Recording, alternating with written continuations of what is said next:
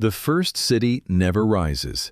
No walls, no kings, no taxes, no armies marching under banners, no temples towering over mud brick streets, no grain warehouses, no written laws, no money, no empire. Because one thing never happens. No one plants the seed and stays. For most of human history, this was normal. People moved with animals, rivers, seasons, fruit, roots, fish, firewood, and danger. The world was not a map of borders. It was a moving puzzle of hunger and memory. A valley was not owned. A forest was not property. A herd was not livestock. Food was not something locked behind a door. It was something you followed. But in our timeline, something changed. Humans began to return to the same patches of land. They noticed wild grasses growing where seeds had fallen. They protected certain plants. They stored grain. They cleared land. They waited. And waiting changed everything. Because the moment humans began farming, time itself became different. A hunter-gatherer could leave a bad place. A farmer could not. A farmer had fields. A farmer had walls. A farmer had stored food. A farmer had something worth stealing. That one decision, to stay, slowly created the world you know. But in this timeline, the seed is never planted. Maybe the climate never stabilizes enough. Maybe wild grains never become reliable. Maybe every early farming attempt fails from drought, pests, disease, or soil exhaustion. Maybe humans try planting again and again, but the reward is never worth the risk. So they keep moving. And at first, the world does not look worse. It may look freer. Small bands travel through river valleys and coastlines. Children learn landscapes instead of alphabets. Elders carry maps inside memory, not on clay tablets. A bend in the river means fish at dusk. A certain flowering tree means honey. A bird call means fruit is ready somewhere nearby. Knowledge is not written down. It is carried in bodies. A child learns by watching hands split stone, scrape hides, track deer, dig roots, and read clouds. Every season is a school. Every mistake can kill. Every skill matters. There are no peasants. No landlord can force you to harvest grain because there is no grain field. No king can demand tribute because there is no surplus pile large enough to feed a palace. No empire can draft thousands of farmers because there are no farming villages to control. Power still exists, but it is smaller. A strong hunter may lead a dangerous chase. A skilled healer may hold deep respect. A great storyteller may shape memory around the fire. But no one can easily build a permanent throne when everyone can walk away. That is the first shocking change.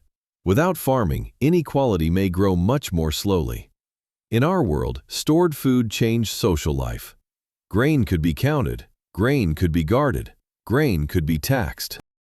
Grain could feed specialists, priests, soldiers, scribes, builders, rulers. But without permanent farms, there is less surplus, less storage, and less reason for one person to control thousands. Human societies still become complex in some places. Coastlines rich in fish and shellfish may support larger groups. River mouths may become seasonal gathering zones. People may build ritual sites, burial grounds, and meeting places. But they do not become true cities. Not in the way Uruk did. Not in the way ancient Egypt did.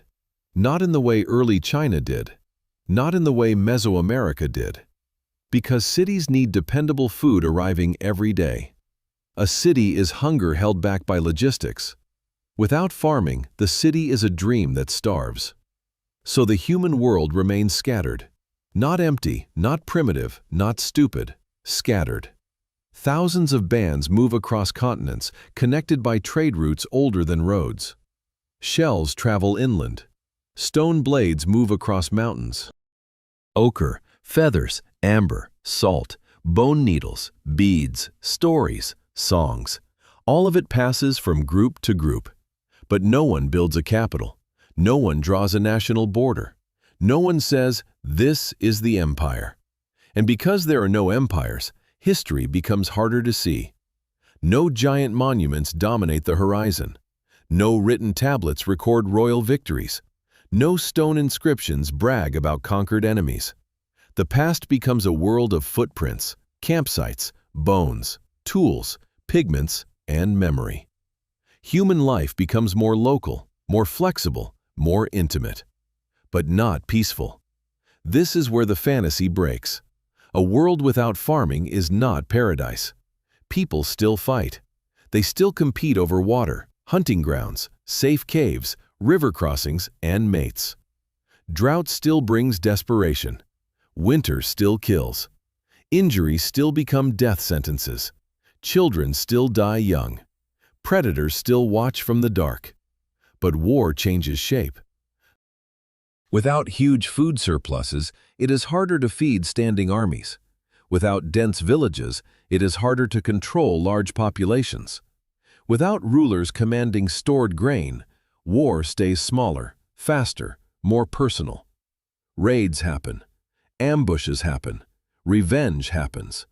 But no Bronze Age battlefield swallows thousands in one day. No empire burns city after city. No king orders a wall built by forced labor.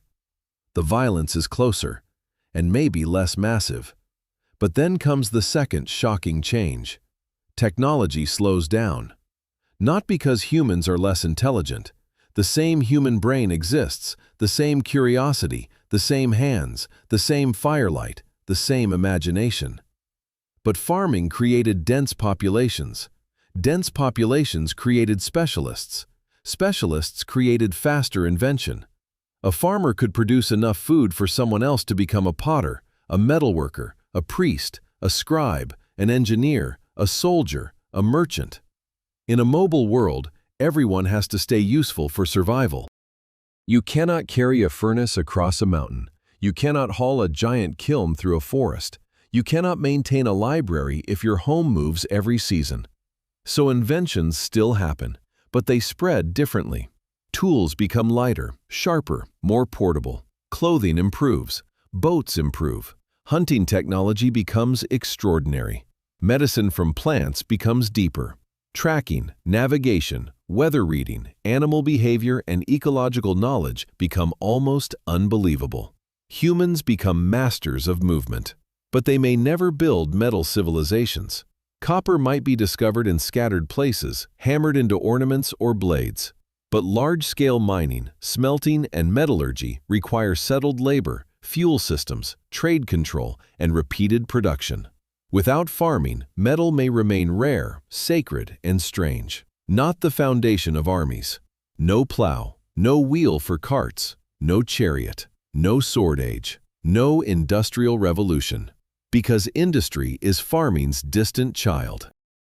First you store grain, then you count it, then you organize workers, then you build roads, then you tax trade, then you protect territory, then you scale everything. Remove farming and the chain breaks near the beginning, but something else changes too: disease. In our timeline, farming brought humans closer to domesticated animals and packed people into dense settlements. That combination helped many infectious diseases spread more easily over time. Without farming, there are fewer large herds living beside humans, fewer crowded towns, fewer waste-filled streets, fewer permanent water contamination traps. So some great epidemic diseases may never become the same monsters. No ancient city plague moving through crowded alleys. No empire-wide outbreaks carried by armies and trade roads. No medieval-style pandemic racing through dense urban networks. But disease does not vanish. Parasites remain. Wounds infect. Bad water kills. Hunger weakens bodies. Smoke damages lungs. Childbirth remains dangerous. A simple broken bone can end a life. Humanity escapes some diseases but remains trapped by others. And then comes the most terrifying question: how many humans exist? In our world, farming allowed population to explode. Fields could feed more people per square mile than hunting and gathering in many environments. More food meant more children surviving. More children meant more villages. More villages meant more pressure for more fields. Without farming, Earth's human population stays far smaller. Maybe millions, maybe tens of millions, not billions.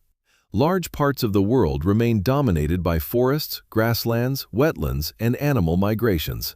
There are no endless wheat fields, no rice paddies stretching to the horizon, no cattle empires, no massive deforestation on the same scale. The planet breathes differently. Mammoths may still vanish in many places because climate and hunting pressures still matter. Some extinctions still happen. Humans are powerful even without farms, but the speed and scale of environmental transformation are completely different. There is no agricultural frontier cutting across continents, no burning forests to make fields, no soil exhaustion from overplowing, no irrigation states salting their own land, no global food system. The earth becomes wilder, but humans remain vulnerable inside that wildness.